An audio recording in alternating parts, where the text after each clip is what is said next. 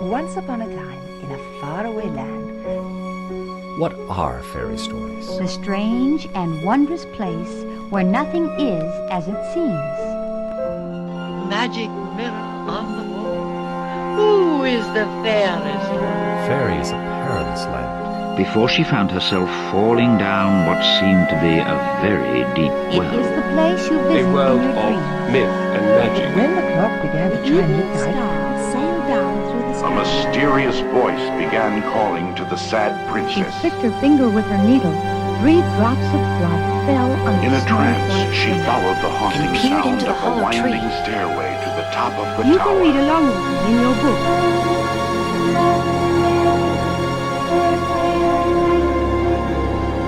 she waved her wand and said the magic words. Let's begin now. Well met, witches. Welcome to Storybook Witchcraft.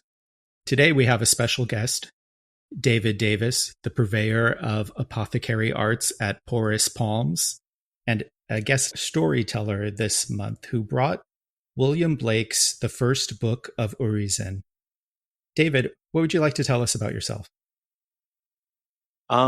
Name is David Davis. The alliteration matches that with Porous Palms. Didn't do that on purpose, but it's charming, I think. It grew on me. I am a folk practitioner, folk mystic, hoodoo, as well as just like a general North American folk magic. So naturally, my practice centers a lot around stories, both like folklore, but also like other mythologies, both quote unquote real mythologies, as in like sort of culturally, like they were a part of an existing culture, and also stuff like what we're going to be talking about today, where it's made up by this romantic poet, but there's still a lot of like interesting stuff to sort of glean from that. So yeah, a lot of stories, a lot of we're going to be talking about like land, relationship to the land and stuff today, relationship to the body, and so yeah, my sorcery is generally very sort of body centered, land centered, story centered. And you recently held a brilliant online class of your online version of your in-person class about the celestial spheres. Do you know if you'll be doing that again, or if you have any other events coming up? Yeah, so for that, there isn't a concrete date, but I'm 99.9% sure I'll be teaching that again, maybe for like a second and a third time. I just like to do that with online classes, teach them a few times. And then towards the end of July, or at the very end of July, there is an event, a local event in Ypsilanti, Michigan coming up, a community event from a local shop, Even Stars Chalice. It'll be tarot themed. And so we'll be doing like readings, and I'll be doing like a little workshop on the court cards. So yeah, and then there's a Salem Witchcraft and Folklore Festival in August, which I'll be lecturing at, doing a lecture, speaking of the celestial spheres and planetary magic, a lecture on the benefic and malefic aspects of like solar magic, as they are described in the Picatrix. And yeah, just again, bringing in like mythology, folklore, everything from like biblical scripture to the Confessions of Nat Turner to, Mayan or Aztec mythology and Egyptian mythology, just sort of bringing that all together to sort of make sense of these themes. So, yeah. Brilliant. I'm really looking forward to that. And we also have returning David, the Weathered Wise Man. Dave, why don't you tell us a little bit about your history and your practice? My practice is centered a lot of the things that David talked about as far as folklore and Appalachian folk magic, being from the South and coming up with a lot of mountain folk and the surroundings. My practice has become kind of an eclectic mix of traditional craft and Appalachian folk magic. Great. So yes, today we're discussing William Blake's First Book of Urizen. And David, what made you pick this book?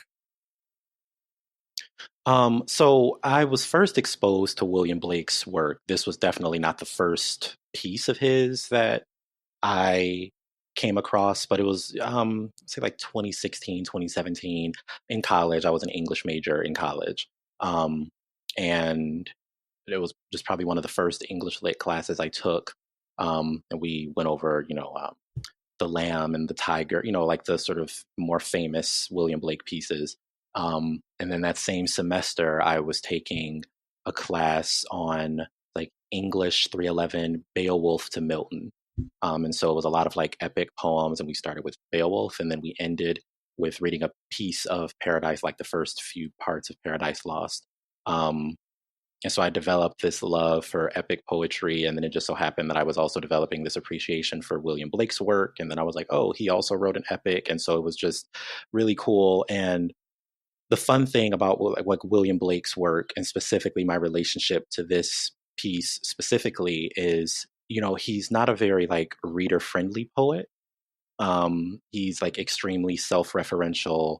A lot of it is very like thematically dense. Thankfully, the language isn't as verbose as maybe like an H.P. Lovecraft, where you're like, this sentence has been going on forever. But there's like thematically and like image wise, there's a lot of abstraction to sort of pick apart.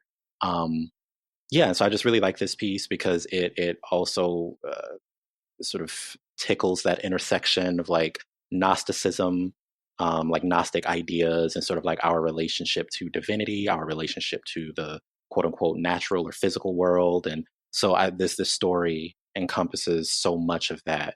And I just thought it would be interesting to play around with that, as opposed to like a more, I guess, established piece of like folklore, or like I said, quote unquote, real mythology from some other culture. And I'm using real like in a tongue-in-cheek manner, like Sure. This is also real. But it's not like the Greeks, right? Yeah. Just some guy. I'm so happy you suggested this. And I don't think it's necessarily, I don't know how much we remember in comparison to modern magical practice, how early William Blake is. He's in the Romantic period, which is what the majority of this discussion series is focused on so far, with dealing with the Brothers Grimm, who were very late in the Romantic period. But William Blake is clearly influenced by occult and esoteric thought and mysticism, but this is contemporaneous with Eliphas Levi. The Golden Dawn has not been established yet. It predates a lot of the practices that are very popular right now. Something that happens to me often when Blake or something that I refer to a lot is the Corpus Hermeticum. They read very biblical, especially the way they were translated. They read very biblical. Not William Blake, but the Hermetica. The way it was translated reads very biblical. And part of me wants to automatically tune out a little bit, like, oh, this is just the Bible. But if you can break past that, you see that what's being communicated is not biblical, or at least not the standard interpretation of the Bible. And even someone we talk about here a lot, and we might get into this, Tolkien has a later work, The Silmarillion, which similarly is comparable to a biblical epic, but communicating very different themes, and some of which echo along with the work here. The most prominent question I have is, the cosmology with those tinges of Gnosticism is a pessimistic cosmology, where the world is a fallen state, or the world is bad, which seems at odd with a folk practice or an animistic practice. And so I'm wondering how you go from one to the other, or how they combine in your views. Well, for one, you would think it's at odds. I argue that it is at odds with an animistic spiritual practice. But one of the things I wanted to eventually get to today is like the sort of what I see as like the bastardization of like romantic escapism, and sort of like the fetishization of escapism. And I'm arguing that the book of Urizen, however you pronounce it, is a poem. So we're leaving room for metaphor, right? William Blake, I don't think that William Blake was actually like a Gnostic, or he technically couldn't have been, because he probably wouldn't have had access to those like texts. But I don't think that he would have identified with Gnosticism in a truly cosmological sense, right? I do think that William Blake, as well as the other romantics, saw this physical world as inherently beautiful, as inherently spirit fueled and spirit filled. But what he's referring to with a character like Urizen, this very like, pseudo demiurgic, almost like Saturnian figure, in the sense that, he's all about just rules and regulations and divisions. That was sort of a stand-in for like institutionalized, religious expression and understanding, right? And it's funny how, before I go off on that tangent, to continue with this this question. So no, it's not so much a reconciliation. Like, I agree with Blake that like this Urizen figure is sort of not that they exist per se, but like that this archetype is something that we're contending with, but it's not from the material world. Like, the constrictions are not of the material world. I don't believe that this material existence and the full spectrum of experiences that comes with it is something to be transcended. We're actually, in my opinion, supposed to go deeper into it and sort of experience the fullness of being physical beings having a spiritual experience, and vice versa. I think there's a lot of beauty in that. But I would argue that there is a condition, a relatively modern condition, that has been sort of imposed onto us. This condition of like separation from self, separation from community, separation from nature, whatever that word means. This sort of unnecessary dualism where everything is either or. And then, of course, just sort of like the laws and, all of the sort of bureaucratic regulations that keep people in sort of like oppressed states, both spiritually and physically, like out in the world. Not to create too much of a distinction between those two spheres, but, and I think that is something that we should escape from. Right, I do see that as sort of like a falling of sorts. But what I sort of take issue with is, like I said, this sort of bastardizing of the escapism of romanticism, and how it manifests in like modern spiritual discourse. You have like the New Earth people who are very much like, it's just like a rebranded rapture essentially, and it's like you would again like these. They talk about this connection with nature, being witches or whatever label they give sort of put onto themselves, but they want to escape, they want to leave, right? They want to go to some higher or greater place, and I'm like, why? What I mean? Like it's I don't know if I can curse on here, but like shit's good here. Like, we're not the world isn't bad. The systems that are running this world are the bad things, right? Hopefully that answers your question. Yeah, I get a bit self-conscious because I just start talking and I'm like, I don't know if I answered your question. But there's also the misinterpretation of, like I mentioned earlier, William Blake is not a very like reader-friendly poet, and he's very popular in very specific circles, but he's not, I would argue, he isn't as widely studied, at least not to like the depth that's, other romantic poets or even like poets from before or after him would have been studied. And so we have this almost like pop cultural understanding of the work, or like we don't have that with William Blake, right? He still is very much sort of relegated, especially here in like the US. It's a bit different in the UK from what I've heard, but he's sort of still relegated to sort of, like the counterculture, right? That's what we England, are. Like the right. And so it makes sense why we would be interested in William Blake, but he's not like a Shakespeare, right? Like people aren't just going around quoting William Blake, right? Yeah, and it's just the misinterpretation of his work. There was like that anecdote about the William Blake retrospective in London, and to advertise it, they projected the Ancient of Days onto like St. Peter's, I believe, like the dome of that church. Wow. Because aesthetically, like in that image, Urizen looks like, stereotypical sky daddy, like white guy with a white beard, sort of looking down at the earth, but like they didn't have an understanding of his work. So I'm like, you basically just projected like Satan onto the dome of this church. Like Urizen was like the embodiment of evil to William Blake. And so it's just funny, the people's different relationships with these very like esoteric and abstract texts. I love how, as you might have seen on my social media, but we've been in the midst of a focus on the folklore devil and the devil in witchcraft, and this is almost like the ultimate cap off to that with the Saturnian and satanic aspects of Urizen. So we mentioned the time period. The works could be considered dangerous. Another reason why they wouldn't have received as much acclaim. But also, there's not as much internal consistency, especially for as much as how he references back to his own characters and his own themes. So, with that, at the beginning in the Preludium, we hear of the Eternals, and we come to find out the Eternals are like 4 supernal beings, or as he calls the 4 Zoas. Do you have anything to say about them before we move on?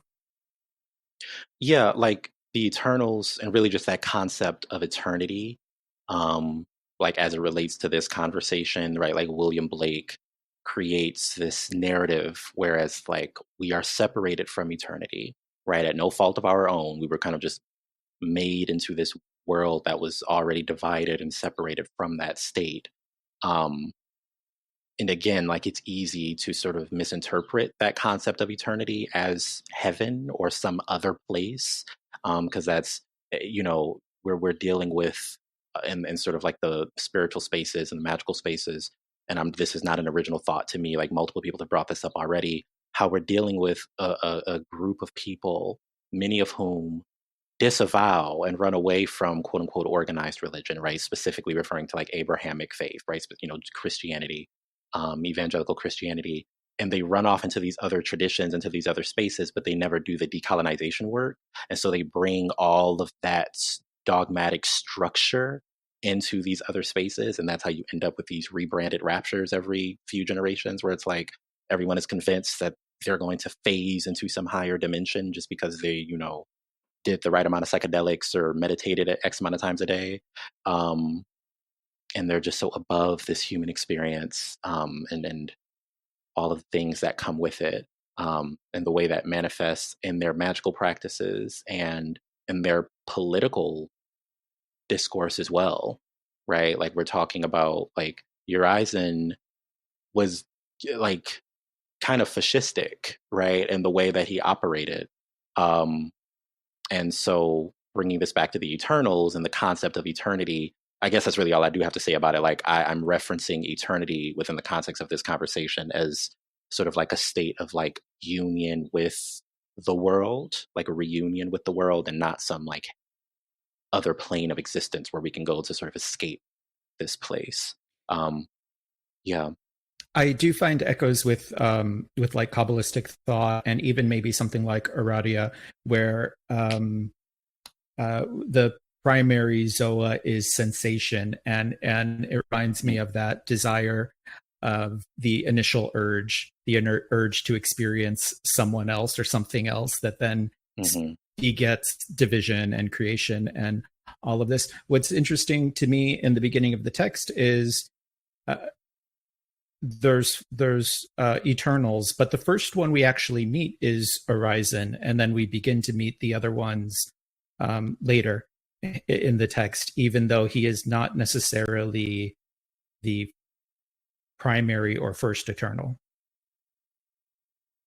Yeah, sense? it's like we're first introduced to him in the middle of him basically like coming out of his self-induced separation, right? Like he kind of turns in on himself and broods sort of amongst himself, and he's writing this book, right? This book of laws, and it's etched in brass, and it's you've seen. I'll just toss my microphone. You've seen these images before of like the painting that William Blake did of Urizen sort of hunched over, writing in that book in front of him, and there are other books around him, and he's it's an uncomfortable stance, right? And it's very reminiscent of that painting that Blake did of Isaac Newton, who Blake was not a big fan of, where Isaac Newton is sort of hunched over over the scroll with the, Blake had an issue with, and the Romantics in general had an issue with, like, the mechanization, granular, exactly. Yeah, like everything having to be sort of, like you said, mechanized and super granular, and we have to know the exact answer to everything, and everything has to be perfect. And they just wanted to get back to that eternal state where they were sort of unbounded by all of those arbitrary laws and divisions and stuff like that. Well, that I, coming from my background in the ministry, I'm seeing a lot of comparison here to the creation myth and the casting out of Satan from eternity. And then as Urizen is establishing this new world, it's all these laws and all these rules. He wants somewhere that he can rule, so he creates the laws. Mm-hmm. Even though he separated himself from the eternity, you have to wonder, did he object to those rules? Is that why he essentially cast himself out? But then he set himself up with more rules. Yeah, it seems like the way I sort of interpret it is you see in the sort of preludium, him sort of in that initial void where he was writing the book, and then he comes out and tries to basically sell the book to the other Eternals. Like, look, I made this cool thing. Like, do you all want to sort of like suck with me? And they were like, no, get out. And so they cast him out, and then he's sort of corrupting everything as he's falling. And so they send Los, who is like the embodiment of like the imagination, right? So Los is probably like the closest connected to William Blake, at least like how he probably would have seen himself, more of like a self-insert in the story. So he is dream, he is imagination, he is that capacity to sort of create something from nothing. And Los binds Urizen, which is, again, like you said, very reminiscent of like the stories of the beast being bound at the bottom of the pit. You hear about sort of going back to Saturnian figures, you hear about like Kronos being bound in Tartarus, right? So in order for them to sort of stop their corruption, to sort of seal it off, they've been sort of bound somewhere. But in the process of binding Urizen, Los accidentally like binds himself to Urizen as well. And so now you have like this pitiful, contentious relationship where like dream, it's very like on the nose, right? Like our imagination is being bound by reason, right? And so it's very clear in that sense, like what Blake was trying to get at, and where he thought the world was at the time, and just how he saw just, this is the Industrial Revolution. By the time this story had been written, had already started to sort of take off. You see like the Age of Reason, which goes back to like those Newtonian laws and everything being super mechanized. A lot of just like political and civil unrest. You're seeing like the French Revolution and how that sent sort of a shockwave throughout Europe. And William Blake was very like anti, maybe I guess you would call it like anti-aristocracy. But he was, and had like abolitionist, he had like abolitionist sort of sensibilities as well. So very like anti-establishment in a lot of ways. And yeah, like he saw like just all around him, the world being undone, right? Corrupted by this rigidity. And he just wanted to get back to that state of innocence, right? He wanted everyone to be able to see that. He wanted everyone to be able to look up in the trees and see angels and, experience the world the way he did. Yeah, because he was a Christian. He identified as a Christian himself. Obviously, by the standards of those days, he wouldn't have been considered a traditional Christian, right?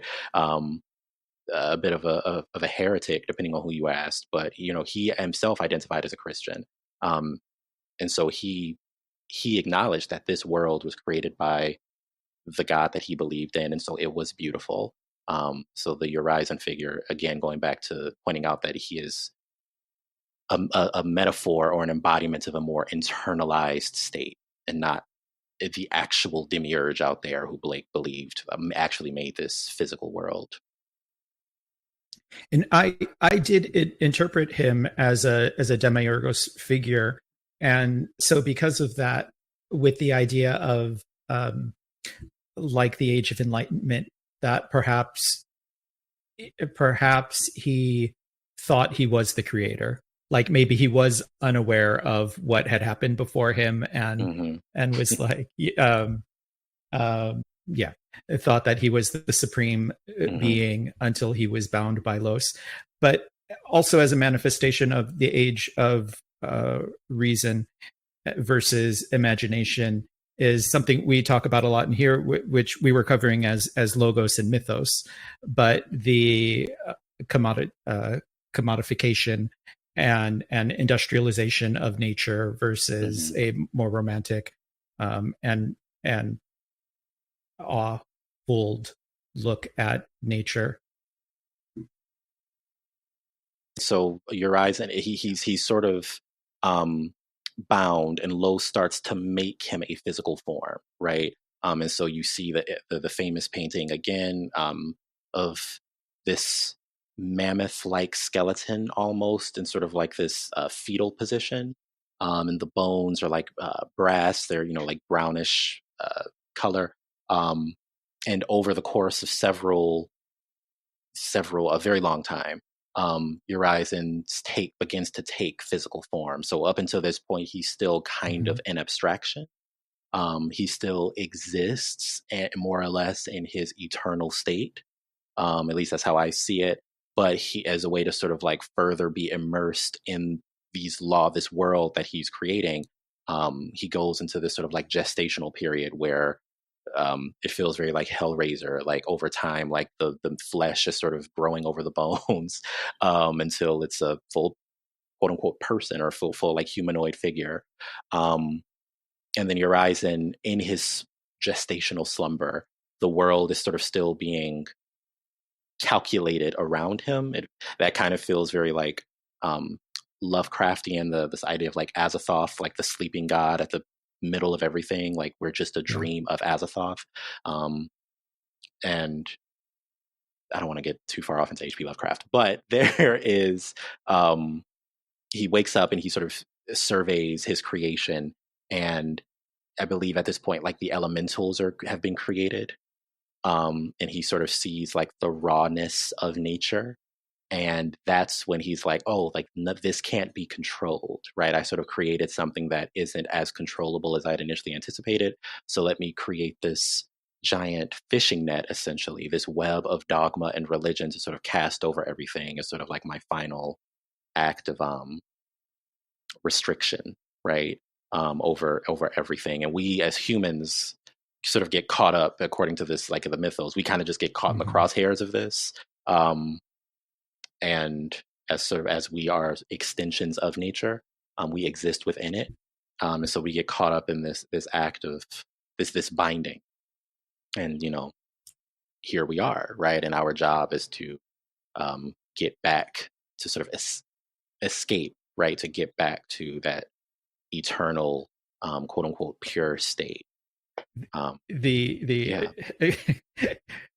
go a little off topic again, the resonance with Lovecraft is funny because also he's banished to the north by Los, and he has like a dark cave and mountain range there, which it's the mountains of madness. It's the unknown in the mystic lands of the north, right. And again, even Tolkien, where we have Morgoth or Melkor, who has his unknown lands. And there was a part in the Book of Urizen where cold he wandered on high over their cities in weeping, pain, and woe. And wherever he wandered in sorrows upon the aged heavens, a cold shadow followed behind him like a spider's web, moist, cold, and dim, drawing out from his sorrowful soul the dungeon-like heaven dividing whatever footsteps of Urizen walked over the cities in sorrow. And when Melkor was banished out by the other gods in Tolkien's mythos, he found a compatriot in the darkness, this embodiment of darkness that is manifested as a giant spider Shelob, and she follows him casting her web over Middle Earth and absorbing all the light. And I loved his reference to the spider's web of his net, which is religion. Right, and that was a perfectly timed reference because I've never read Tolkien, but I like to watch like mythos videos on YouTube just randomly for things that I have never engaged with. And I just a few days ago watched a video about the spider, right? The mythos of the spider. Yeah, Shelob, and that's fresh in my brain. So. His work almost goes in reverse. So we see in The Hobbit lots of spider monsters that are chasing the heroes, and then there's a larger spider in The Lord of the Rings, and then you go back to the Silmarillion and you find out that the origin was darkness.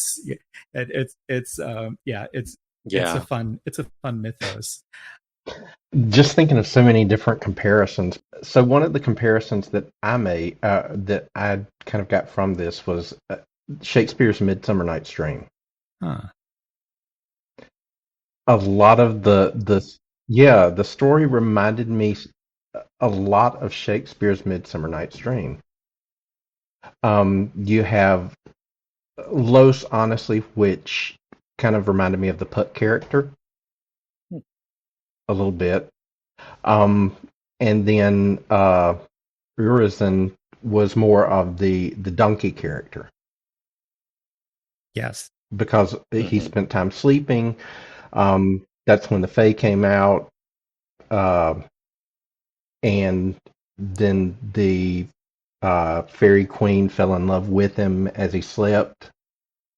So just so many different things pulled into my mind. And then two, I also saw some Mosaic comparisons with the brass book compared to the Ten Commandments. So a lot of different ideas and thoughts came into my head while I was going through this. And part of one of the things that really struck me was the fact that he did create the web of religion, and the web of religion served as chains to the mind. If we look at religion, if you get caught up in the I want to say the laws of religion, if you get too embodied in that it becomes more mechanical. It becomes that industrial type of practice. It no longer flows. It no longer becomes an extension of yourself. At that point, it's an outside entity.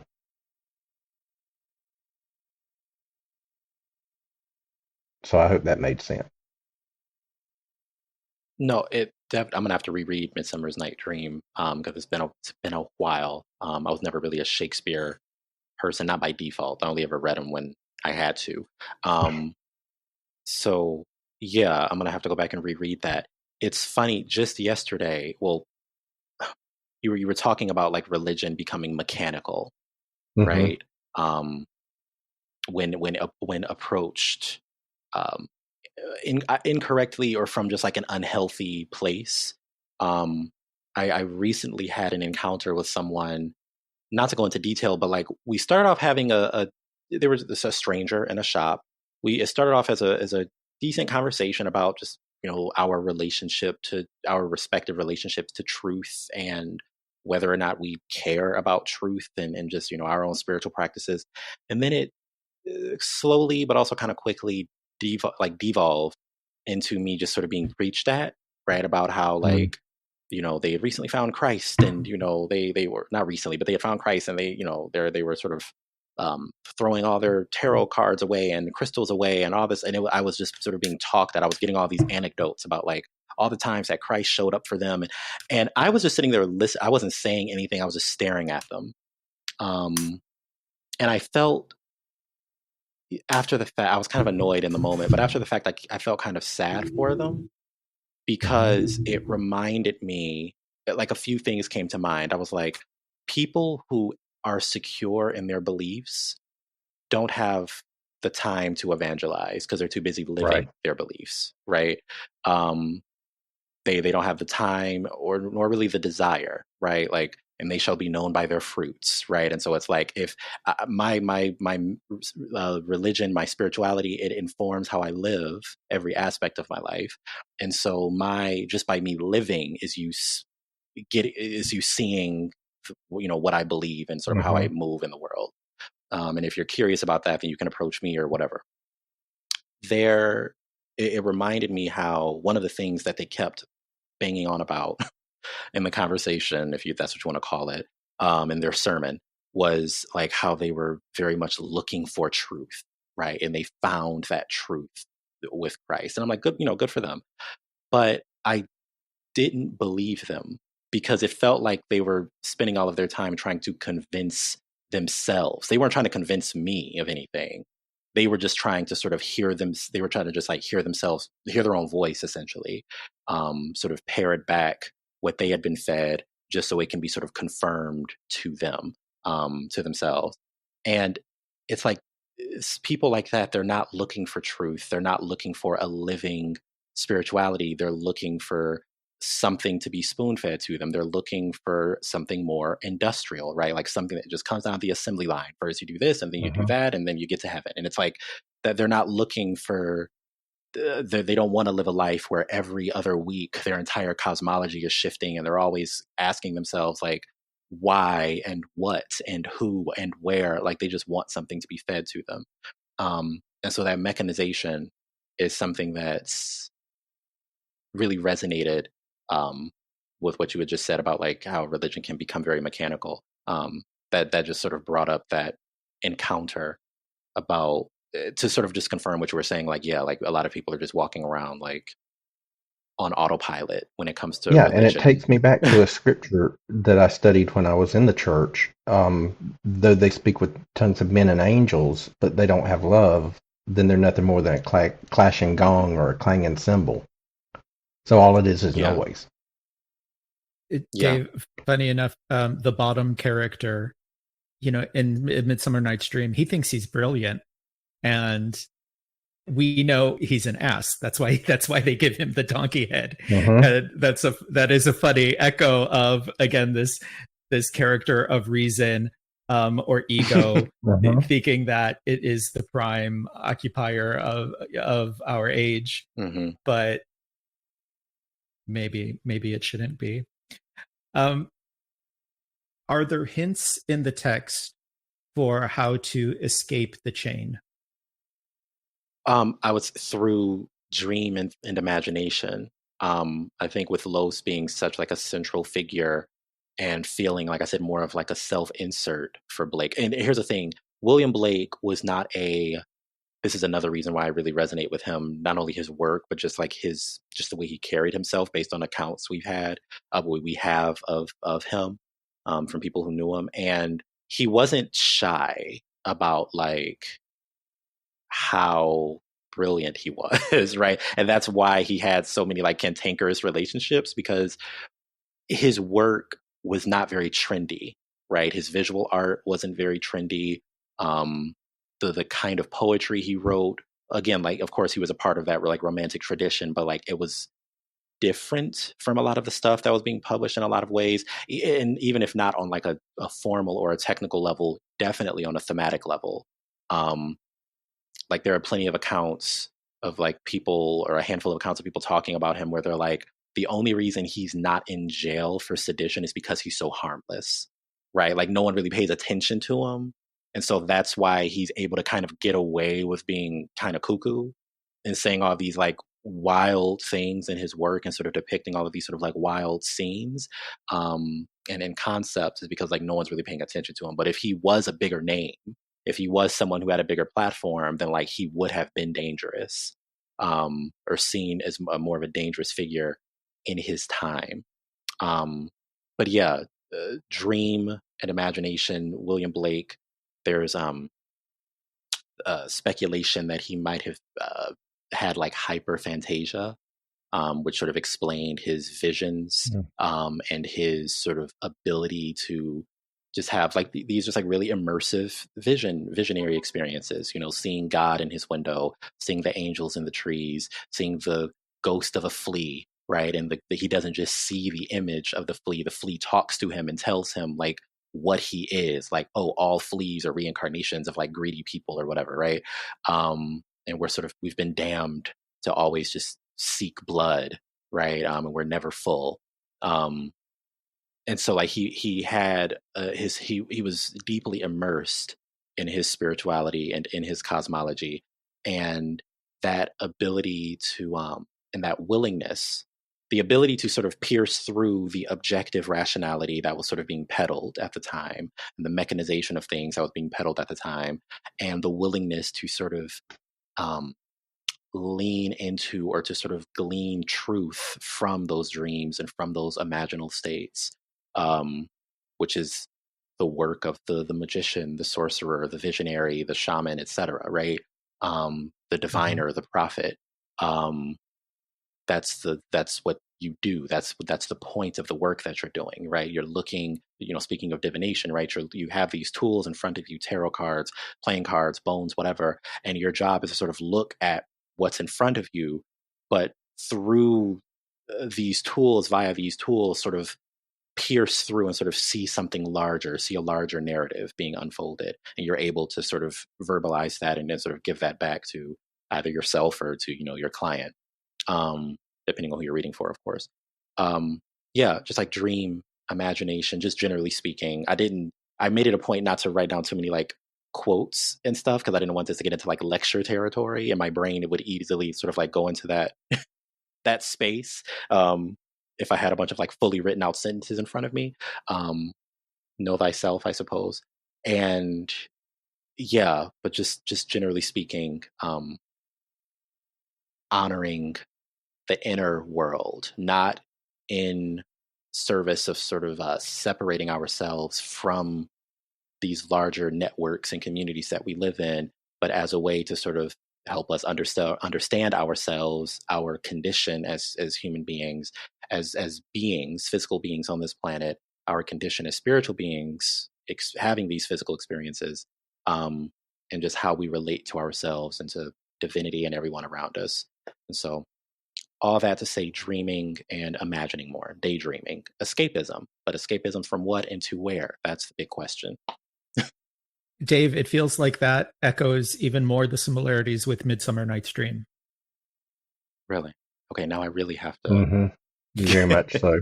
Yeah, because Bottom is humbled, and when he comes back, he decides he's going to write an epic verse called Bottom's Dream. and then the title, of course, A Midsummer Night's Dream.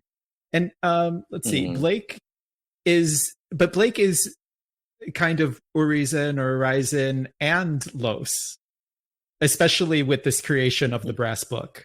With that, we get sort of the, I guess, psychological interpretation of the text as well, which might be one of the reasons why it echoes so well with like Valentinian Gnosticism as well, which could also be interpreted as early psychology. He has 4 sons who I know you are not, but I'm sure you know of neo-paganism, and man, neo-pagans love a quadrant. We love a quartered circle. Yeah. I think we would love Urizen's 4 sons, who are also elemental in their description. But they see the torment that man has been put under the net of religion, and they leave the earth. They call, and it says they called it Egypt, and they left it. What I think is fascinating about this, I actually didn't think he would have had access, but thinking about it again, I think he would have.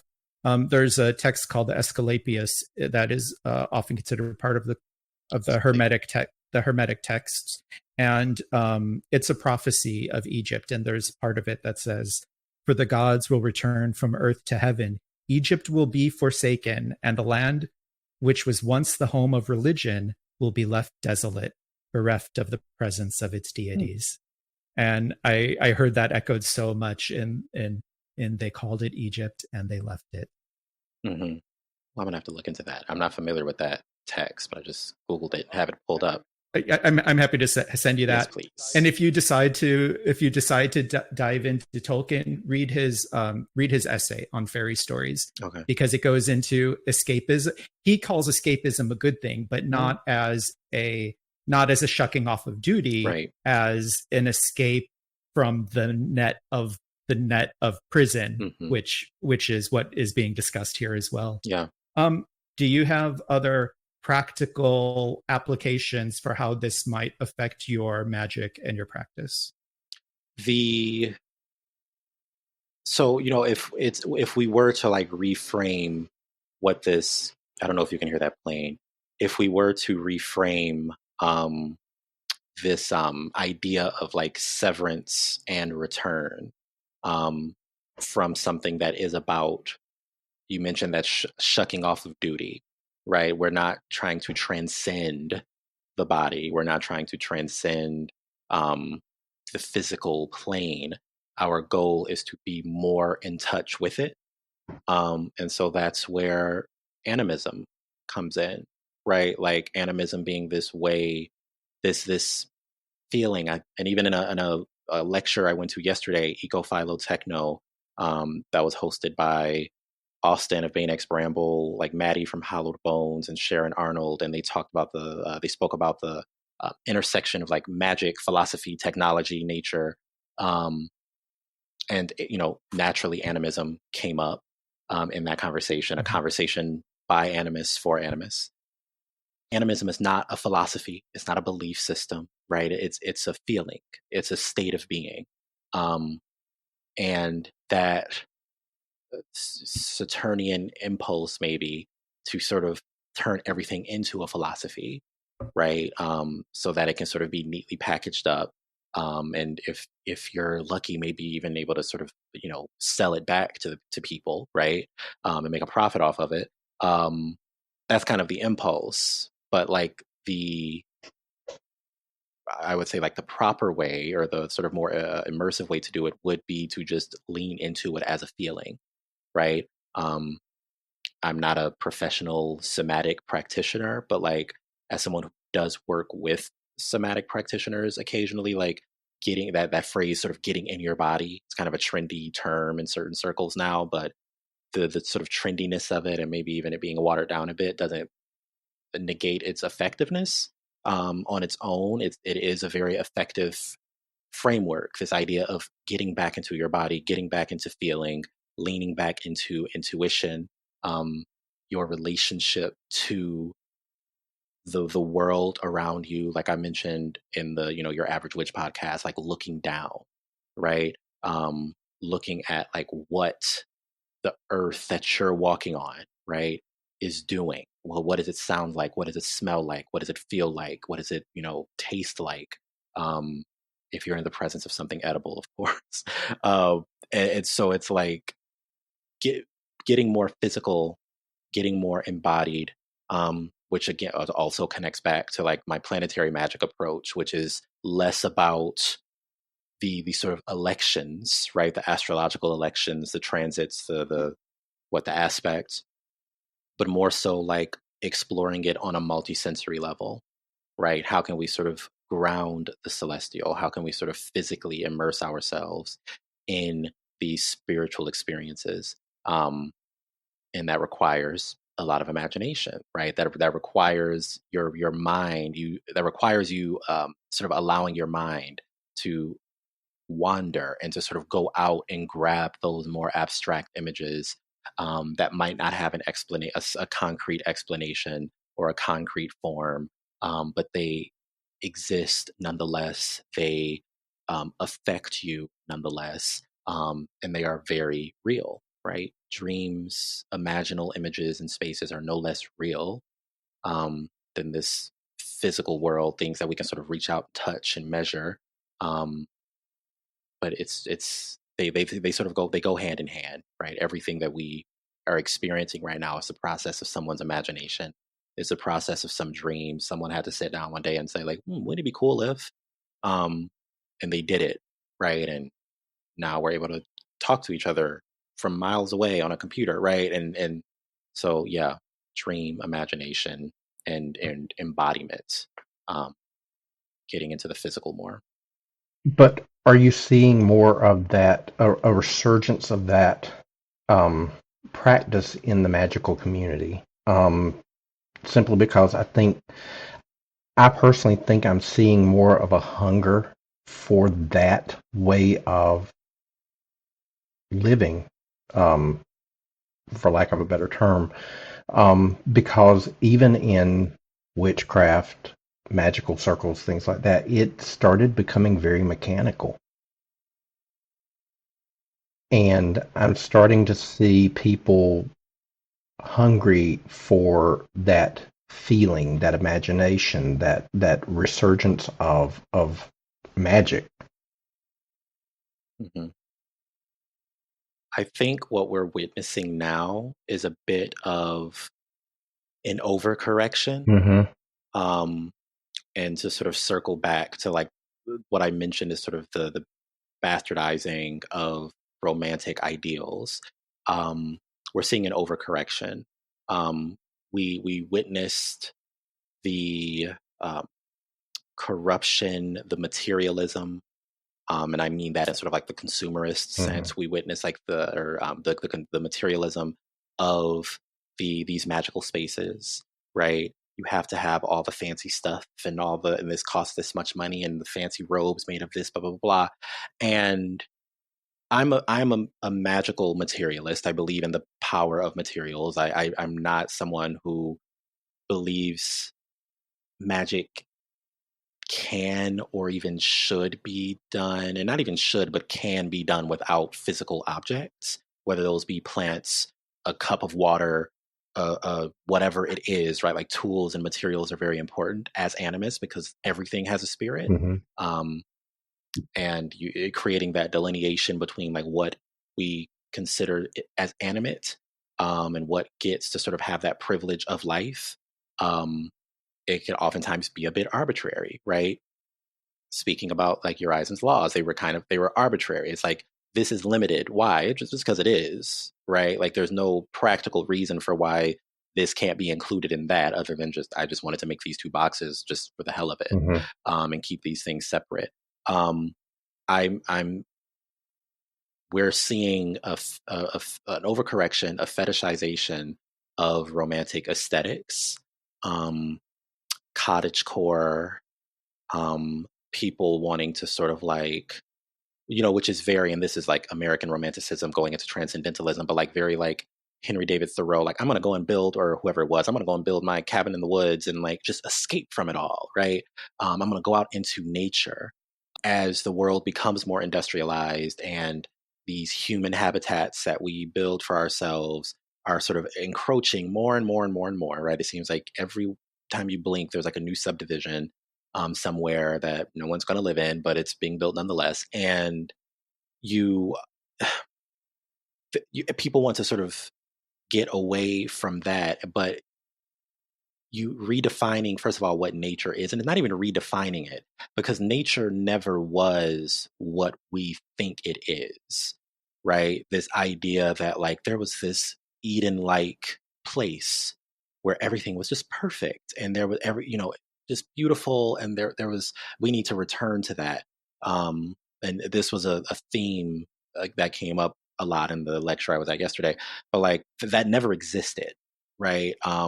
That's a mythology, right? That's a fantasy that was sort of retroactively created, and you're seeing that come back, or sort of come up now as people are trying to escape these constraints, these very real social, political, spiritual constraints that we're under, right?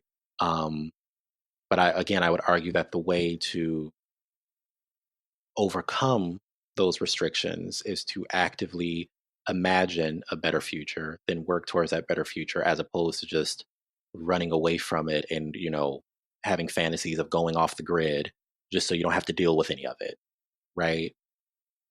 And the true romantics weren't cottagecore They saw Mm-hmm. nature to experience the sublime, Yeah. but that meant both the beauty and the awful, horrific beauty that you would experience in nature, both. Um, Yeah. Bringing it back to Hellraiser, both the pain and pleasure mixed together. That's one thing with nature too. I mean, people forget nature has storms. I'm experiencing that right now. Nature doesn't always have pretty. I mean, there's death, there's life, there's everything that we deal with on a daily basis is there in nature. Right. Yeah. Yeah. Absolutely. There's definitely that leaning into the full spectrum of experience, right? Like William Blake, he touched on both. You have the songs of innocence and the songs of experience, right? Like he wasn't just love and light, but he also wasn't all doom and gloom. It was all happening in this world that he was experiencing. These changes that he was witnessing in real time. It made him want to be more involved in the physical world because he wanted to fix it, right? He wanted to talk about social issues because he was like, this is the corruption, right, of nature. Slavery, little kids being sort of sent down chimneys to clean up. Like, this is the corruption that we need to sort of buck back against, or fight back against. And sort of the purity exists beyond that, not beyond those conditions, not beyond the problems themselves, if that makes any sense. We're not above the problems. We're just trying to transcend the condition. And it never struck me before how similar this is to the approach in tradcraft and folk magic, where while other practices are just as valid and could be based on crystals and houseplants, there were more visceral elements to traditional craft, which could use animal parts, animal relics, body fluids, etc. The full range of nature in that sense. Yeah. Yeah, and not just some watered down version of it. And back to the escapism that we were talking about too. I mean, running away from the problem doesn't affect change. You're hiding. And yes, you can talk about going off grid and escaping into nature, but the thing is, go into nature, utilize what nature offers, bring it back and affect change with that. Yeah, absolutely. Nature is there to be engaged with. It's there to be learned. It's not there to be learned from, but we can learn from it and bring, like you said, those principles back into our relationships with other animal beings, other humans, and be like, oh, let's implement this idea, right? Like we witnessed it out there, quote unquote, out there. Let's bring it, quote unquote, in here. Trying to stay away from division language because we don't want to be Urizen. Forgive this question, but in relation to the sublime awe of nature, human in comparison was supposed to be almost minuscule, right? What do you think is the human's role in this cosmology?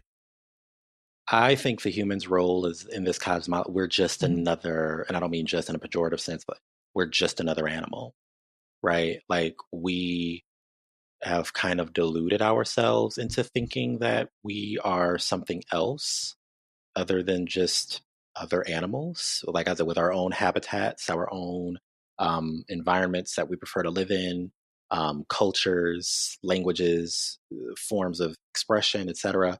And like we're just other animals, and so like we don't play a special role in the cosmology. We are just a part of the cosmology. We're just a part of that wheel that's turning, in some capacity out there, right?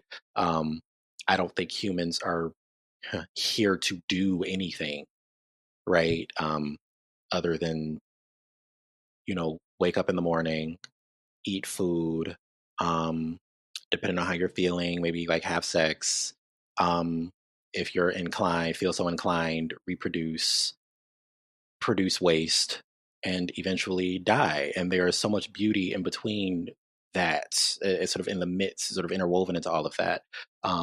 So much ecstasy, so much agony, all the full spectrum of sublime experiences, those feelings of awe, but also those feelings of just like, oh, I am so insignificant right now, right? Like I am just, everything is just much larger than me. And that's, I think that's a good thing. I don't think we are insignificant. We play a role in the ecosystem. Or let me rephrase, we right now the role is leaning more towards destructive, but we can contribute to the environment in the same way that the bats do when they come out and eat the mosquitoes, or the spiders do when they catch the flies, or I'm trying not to only use predatory examples, but whatever. Not a predestined role, but the great opportunity for harm or help. Right. Yeah. Possibly. Yeah. I'm trying to think, like, do I think there's some great human trajectory? Maybe it goes back to the conversation I was having with the person who was preaching at me, where they were like, do you seek truth? And I said, no, I really don't care for it. Because do I think there is some larger foundational truth out there? Maybe. But I think it's so out there. It's so at the core of everything that I'm never going to get to it in, maybe in even like 100 lifetimes. Right. And so like, it feels like a fruitless endeavor to me, to kind of, in no shade, but like the people who, like, every time you talk to them, they're like on a new like kick, right? Like, oh, you talk to them 1 a week and it's like, I'm a Kemetic magician and like the Egyptian stuff feels very right for me, and blah, blah, blah. And the next time you talk to them, it's like, I'm a nun now. And the next time you talk to them, it's like, I'm whatever. And it's like, it's one thing to be a seeker, but it's another thing to like, just look for a box to put yourself in. Yeah. All right. And so it's like, it's yeah. The idea of, that foundational truth is just not something I'm super interested in. I'm just out here living. This week I'm slutting it up. Don't judge. Anyway. Well, I mean, if you think about it too, though, think about the pressure that goes with the title that we as humans have given ourselves. I mean, we've essentially made ourselves dominioned over other beings. Think of the pressure that comes with that. But you put me in my natural habitat, I'm going to behave one way. Put me in a lion's natural habitat, I'm going to die. You're comfortable where you are. And yes, in your environment, you may have that dominion.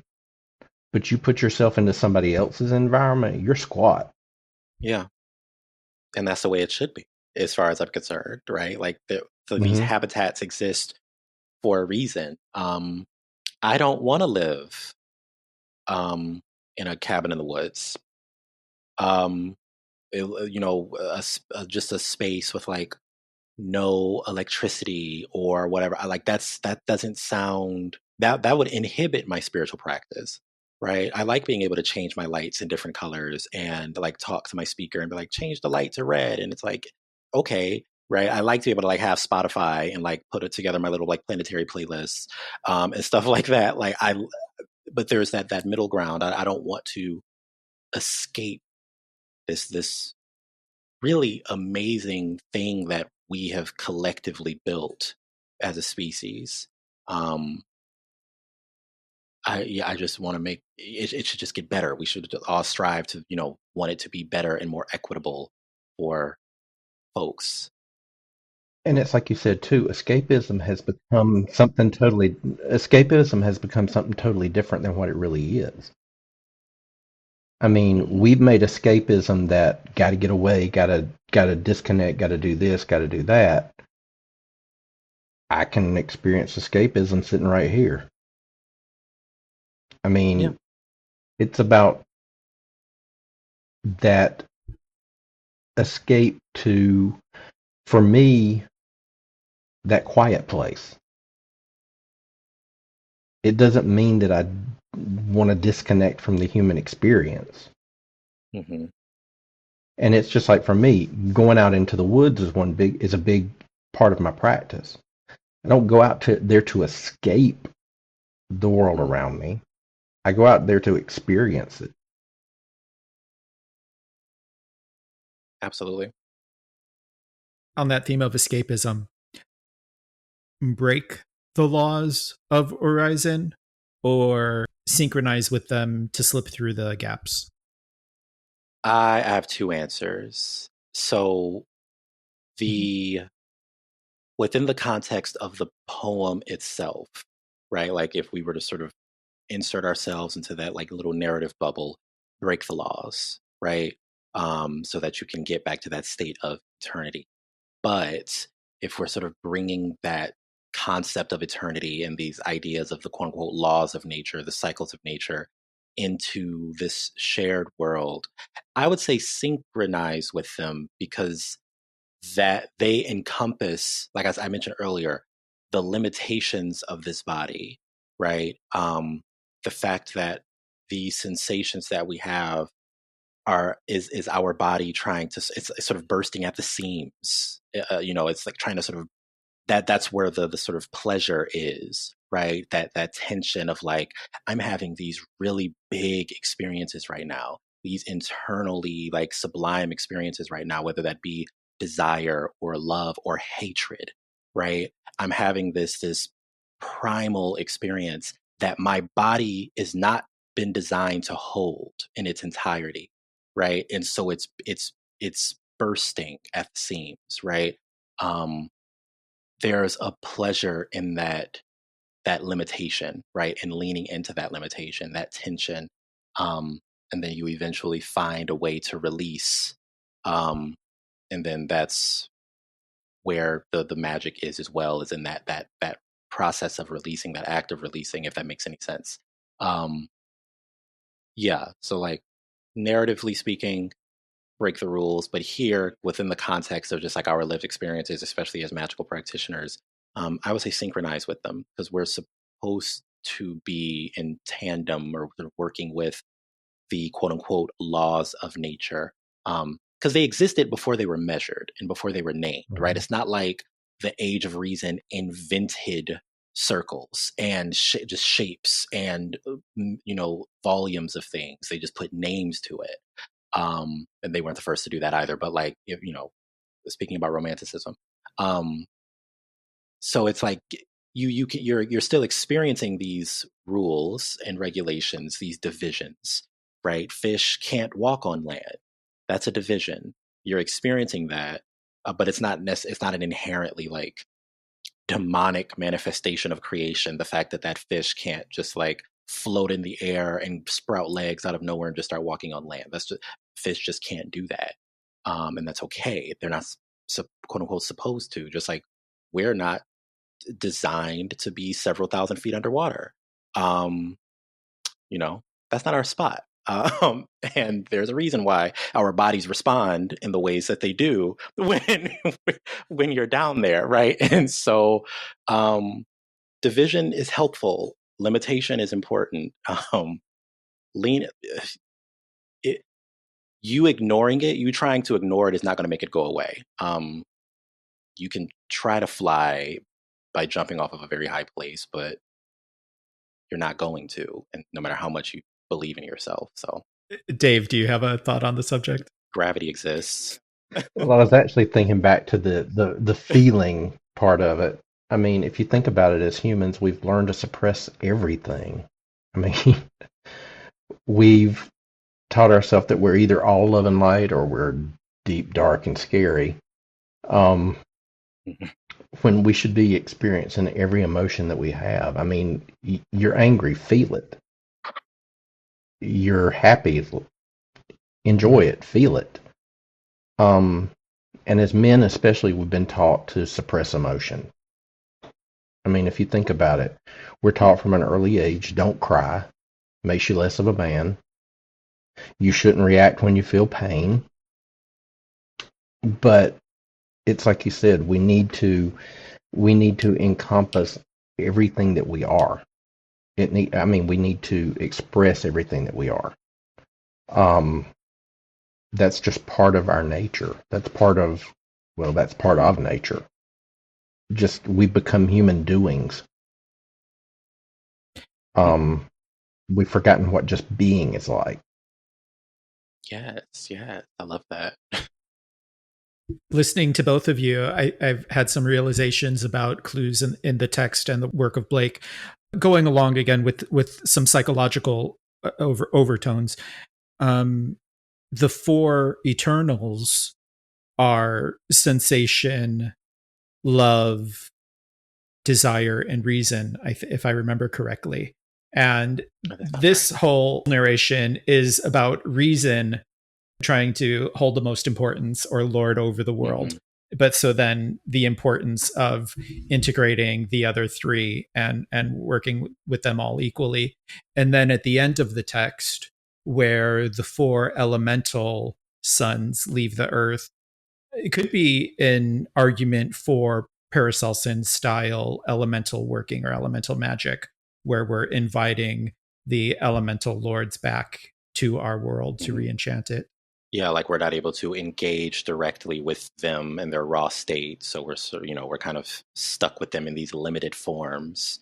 Trying to, like you said, re-enchant. Re-enchantment is a very central word nowadays. Did you have thoughts about the text that you wanted to express during the discussion that we haven't gotten to? Escapism was sort of like the main theme that I wanted to touch on. I mentioned earlier, like the sort of socio-political implications that comes with escapism as well, and how that manifests. That sort of misguided escapism can manifest, in harmful ways. The New Earth people, I just brought them up, but I never explained. I never went into detail about how that is probably one of the most obvious examples of this ideal of spiritual return being corrupted. Because I was only ever aware of, up until relatively recently, I was only ever aware of the New Earth concept of being like I said, a rebranded rapture. That was the buzzword or buzz phrase that I kept hearing. And I kind of left it at that. I didn't really care too much to look research it myself, but the spirits had other plans. They were like, you're going to learn about this one way or another. And I had the pleasure of having an in-person encounter where someone essentially explained it to me, because they believed in it, and they thought they were having a conversation amongst sort of peers. And I'm just staring at them like, this sounds wild. I am not on board with this at all. This idea that this spiritual cataclysm is going to happen, where essentially the enlightened people phase into this new earth, right? And if that wasn't bad enough, again, going back to that sort of rapturous, escapist sort of ideal, this idea that then the other non-enlightened people are going to sort of go to this more quote unquote primitive planet, so something adjacent to ancient Earth, and then the enlightened people are going to come back to that primitive planet and teach, try to enlighten the beings there, right? And sort of try to perpetuate this ancient alien cycle. That's essentially what it sounds like. That was a shocker to me. Hearing that in such a matter-of-fact way. And I was like, wow, that's, again, it's kind of sad. And I'm not a huge fan of over-prefacing myself. And so if you're listening and you're a New Earth person, I said what I said. If this isn't what you align with, if your idea of New Earth doesn't exactly align with that, then go off, I guess. But that's how it was explained to me. And that felt, again, this weird corruption of this romantic ideal of spiritual return.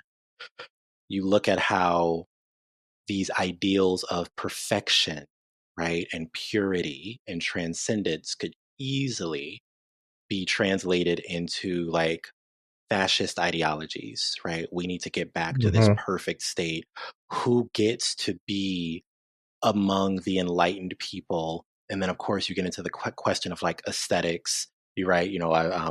I posted about this encounter to my story on Instagram, and a friend of mine responded like, "Isn't it a coincidence that the enlightened beings are always like these blonde-haired, blue-eyed aliens? Like they're aliens. They're not even from this dimension, but they always look very, very Aryan, right?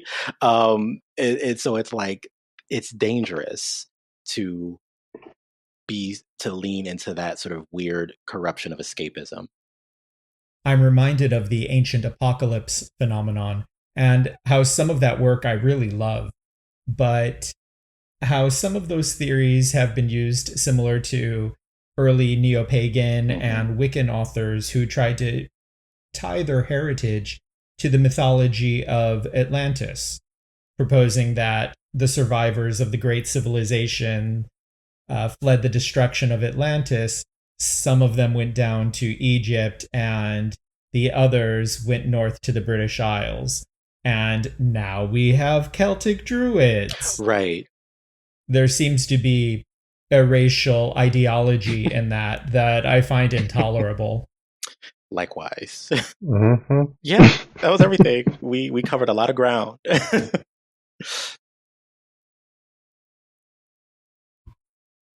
One of the lines in here that really struck me was, excuse me as I stutter through, but it was one that said, "For he saw that life lived upon death." And I thought, that's really deep. Because if you think about it, we think of death as the end. But in this instance, life lived on death. Life was a part of death. Death was a part of life. They were intertwined. And it was in this line that I saw more emotion than anything else. Because afterwards was when he felt pity. But it's only in having life intermingled with death that emotion comes fully. Because if you think about it, we can live our life emotionless, completely sterile. But it's when tragedy, when death, when the pain comes, that's when we're encouraged to feel more. That's when we do feel more. I've always said that grief and elation are intertwined. If you think about the agony that you feel in the midst of grief, but you feel the excitement, the wonder and elation. They're two extremes, one on each end. But you don't know elation without grief or pain. So in that, I encourage each one of us on a daily basis, see life in amongst the death.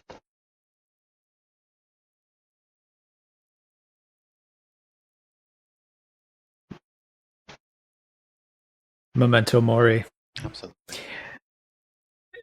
David, thank you so much for bringing us this text. I love that it forced me to brush up on Blake, and forgive me for overlaying all my personal interests and references onto it, but that's kind of how I make sense of what is a difficult text. But yeah, right. but I believe this is going to be very rewarding for listeners. It's definitely rewarding for me, and I'm sure for Dave as well. Would you like to give us any other thoughts you have, and then maybe if you want to talk about Porous Pulp's Apothecary, it'd be a great time. Yeah, for sure. I have just like one more quick little William Blake thing and relating it back to making another pop culture reference, because the few times that William Blake does come up in pop culture, it's pretty cool. one of my favorite shows, Penny Dreadful, which takes place in the Victorian era, which came after Blake. But by the time Blake had passed on, his work had already sort of started popping up in like Victorian anthologies. And so the Victorians were aware of his work, and he gets quoted, more than a handful of times in Penny Dreadful. And there's this scene, spoilers for Penny Dreadful season, I don't remember which one. But Vanessa Ives, Eva Green's character, and the Frankenstein monster, I forget it, John something. They're both like volunteering at this like to help sick people, like they're underground. I'm seeing the scene in my head, but I can't remember all the like the context. But they're helping sick people, they're volunteering, and one of the characters quotes like the first 4 lines of Auguries of Innocence, where it's to see a world in a grain of sand and a heaven in a wildflower, hold infinity in the palm of your hand and eternity in an hour. And it was actually the Frankenstein character who quoted that because he loved poetry. And Vanessa Ives, she's like, I don't see any wildflowers here, right? Like I'm surrounded by death. I'm surrounded by just disease and pain and turmoil, and everything is just reeking of suffering. And I see no wildflowers here, but the fact that this innocent creature, right, like this creature that was created by the Frankenstein character, he is innocent, right? Like he has the body of a man, but he's still learning about the world. So he's this embodiment of that quote unquote purity, that romantic purity, right? He sees everything with this sense of wonder and excitement and sublimity, even, right? The sense of sublimity. And yeah, so just like closing out on this idea of like, without sounding too cheesy, but like try to see the wildflowers everywhere, right? Like pay attention to the world, get into the world, get into your body, get into the physical. And like you were mentioning, Dave, just like seeing the life living on the death, right? It's not about glamorizing suffering, but acknowledging that to a certain extent and in very specific contexts, that agony is part of being alive. Yeah. And so those are my final thoughts about William Blake, Urizen, romanticism, all that. So that the brass book has been closed. And then just about Porous Palms. Do I just go right into go that? ahead. Or okay, cool. Porous Palms and Porous Palms Apothecary, they're all sort of hosted under in the same space. Porous Palms Apothecary, very limited magical supplies, oils, incense, just whatever I've been sort of inspired and led to make. Made a few like ritual oils, some loose incense blends. Porous Palms, I've been focusing a lot more recently on like writing, teaching, so like writing lectures, workshops, little ebooks and stuff like that, blogging, being able to share, just talk forever on other people's platforms. That's been like a priority of mine because I just like to talk at people sometimes and talk to people and about the things that I'm passionate about. So yeah, that's all of that. I'm a diviner. I make sigils for people, do readings, consultations. I try to be a bit of a magical serviceman while also being an educator in a way that feels most comfortable for me. So yeah. And you have a number of free form talks on Instagram. Yeah, every once in a while I'll just hop on live and just speak into the void. Whoever shows up, shows up. The conversations are very flexible. I go in probably with one idea of what we're going to talk about, and then we end up talking about something completely different. And that's the fun of it, just the fluidity of it. But yeah, we talk about everything from just like where I'm at magically, certain concepts I've been thinking about. Yeah, and just stuff that I'm observing out in the wider sort of spiritual space, the magical space, both online, in person, etc. So yeah, I try to be very involved conversationally. Thank you for being so available. Thank you for the work you do for community. Thank you again for being here tonight. And with that, may all your travels be filled with wonder.